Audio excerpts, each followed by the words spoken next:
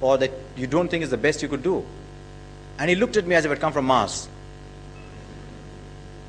Or these days you can say, he looked at me as if I came from Discovery's space shuttle. But because I came from advertising, where I found a lot of people who were outstanding at what they did, it helped me in my career in journalism as well. And you never know who's reading what, you never know who's watching which program. And that's the great joy of giving 100% every single time, because you don't know who's watching what. In our profession, you never know who's watching which program and where a big new opportunity is going to come from.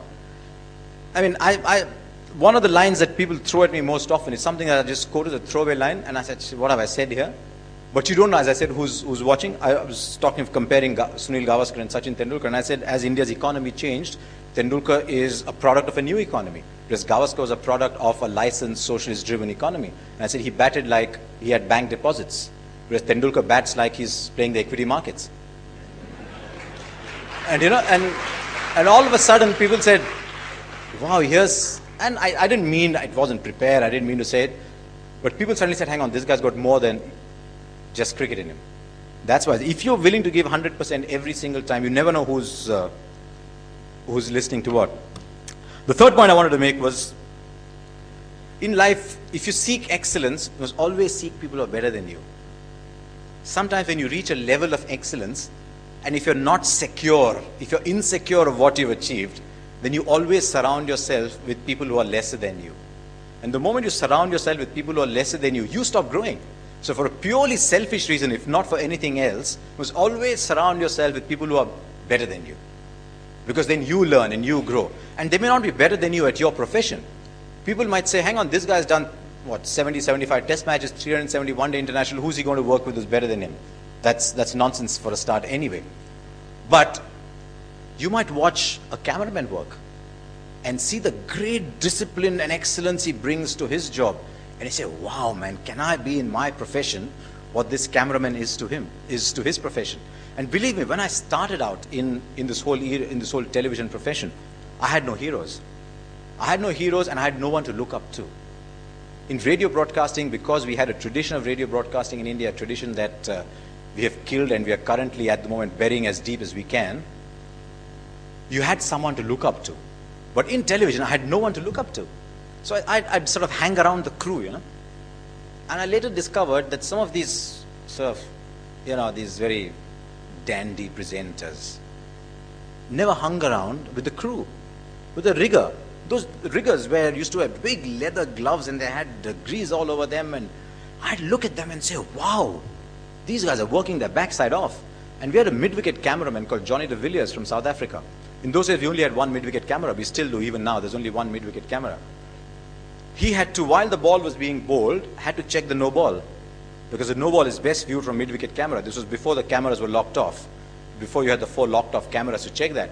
As soon as the ball was bowled, and can you imagine how quick it is when a fast bowler is bowling? On television, you have no idea of speed. Whether it's Formula 1 or a fast bowler, you get no idea of speed on television. He's got to check the no ball, and then straight away he's got to move to the batting crease. Luckily, you don't get stumpings with people who are bowling with no balls, but assume a spinner's bowling. He's got a little bit more time, but he's got to go from the no ball straight to the crease to check if there's a stumping. If a ball's been hit, he's got to follow the ball, and then promptly come back to see if there's a chance of a run out. And sometimes, you know, and this actually happened once, where someone threw the ball to the striker's end, and there's a run-out chance there, and the wicket-keeper promptly realized there's a run-out chance at the non-striker's end. Now, this guy's the only one. So he's gone there for the run-out. He's quickly realized that the run-out is there. He's quickly gone there so that he can check if he can get the run-out there. And I just looked at that thing and said, shit, this man's a genius. And I asked him afterwards, and he said, you know what? He said, I've never missed a stumping in my life. I said, to me, that is excellence. These were my heroes. Because I didn't have broadcasting heroes to look up to, my heroes were technicians. My heroes were the replay editors. I remember long before television moved entirely to discs. Today there are no tapes. Today in the entire edit suite or in the entire engineering section, there are no tapes at all. Everything works on discs now. And long before that, you had tapes. And everything had to be logged. So I remember a game in Toronto during the Sahara Cup where Vinod Kamble hit a boundary. And I said, you know what, two games ago, he got out playing exactly the same shot. And today he's hit it a couple of feet that way and he's got a 4. So I hit the lazy button that we have. You know, when we speak into the microphone, but it doesn't go out, it only goes to the producer. You probably hear that sometimes when you don't press that button well, and you hear commentators saying things they shouldn't say.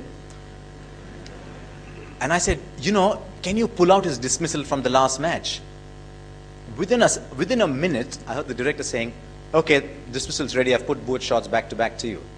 And I said, the guy who pulled that out must be a genius. You know what all he did in that 1 minute?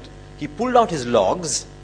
On his log, it said, Vinod Kamble dismissal, tape 4, 24.32, or whatever it was. Pulled out tape 4, put the tape 4 in the machine, queued it up, set it up on one machine, took the replay of this shot, set it up on another machine for him to play back to back because I asked for it. I said, these are champions, and my heroes were all technicians. And that is where this great desire for excellence came in. And I thought to myself, I must be as good in my profession as these people are in theirs. And sometimes when we start to reach a certain level, we surround ourselves with smaller people, or we start hating criticism. I don't know if you've seen that happening to a lot of people. Once you've reached a certain level, you don't like criticism. And, I mean, what is the worst thing that will happen if people criticize you? They say you did something wrong. If you do something wrong, you should be game enough to say, sorry, I did it wrong, before someone else says it was wrong. And it's always very important on the path to excellence to have people around you who will tell you whether you're doing right or wrong. And in show business, that is the toughest thing of all. I don't know if some of you picked up something that Simone Vaughan said recently. She said, my husband Shane lives in a rarefied bubble. He said he has no idea what is right and wrong because he lives in a rarefied bubble. There's nobody in Shane Vaughan's life to tell him, listen buddy, what you're doing is wrong. On the path to excellence, you'll find that there's a lot of people who want to say nice things about you. And in course of time, you'll start to build a highway between your ears and let people you don't know just come and say, wow, you're very good. Smile and let that go away. You tend to remember when people say, you know what? Just watch out, you're stumbling a little bit. Well, I told Rahul Dravid once many, many years ago when he was a young man, and he told me the only two people interested in me getting married, my grandmother and you. Little did he know that I wanted that whole waiting, that queue around him to get released. Because every woman I met said, you know Rahul Dravid? And very innocently I said, you could know me as well, you know? Yeah. My wife was supposed to come with me and pulled out this afternoon because the flight was late. I said, never marry a fan. I said, I can't advise you anything about the way you bat. But for heaven's sake, don't ever marry a fan. Marry a girl who will tell you, listen, you're doing something wrong. Because only then will your marriage survive. You marry a girl who's telling you, listen, you're great, and you know, Rahul Dravid. You know, you can't marry someone who's marrying 22 hundreds. Or in Tendulkar's case, someone who's marrying 70 hundreds. So, he told me one day, he said, I remembered that when I was getting married. I said, I hope you remembered a few other things as well. but I think it's very important in life never to marry a fan. Because arrogance often comes in the way of excellence. It's one of the biggest stumbling blocks on the path to excellence. And I know a thing or two about that because I've been the greatest beneficiary of the arrogance of Indian cricket. Because the one question that has prevented Indian cricket and Indian cricketers from growing into human beings and therefore into better cricketers is how much cricket have you played? So everybody, even if you're whether you're a surgeon or a lawyer, you're always judged by that on the scales. It says, how much cricket have you played? And earlier it used to bother me a great deal. And after a while I said, hang on, anybody who says, how much cricket have you played, believes that that is the only thing that counts in the world. So I've got a great chance here. And I was able to succeed initially in my profession because I was willing to do what it took. And a lot of people weren't because they were cricketers. And so they had to be cricketers, right? It's like bit actresses in serials and movies who carry on this pretense of being stars when they actually can't afford to be stars. I met this actress once who said, you know, everyone thinks I make a lot of money. We were on a flight together sitting next to each other, which gave me about 25 dirty looks on that flight, I can assure you. And said, you know, everyone thinks that we're very rich. He said, we've got to keep up this facade of being glamorous. And sometimes we can't afford this facade. And it's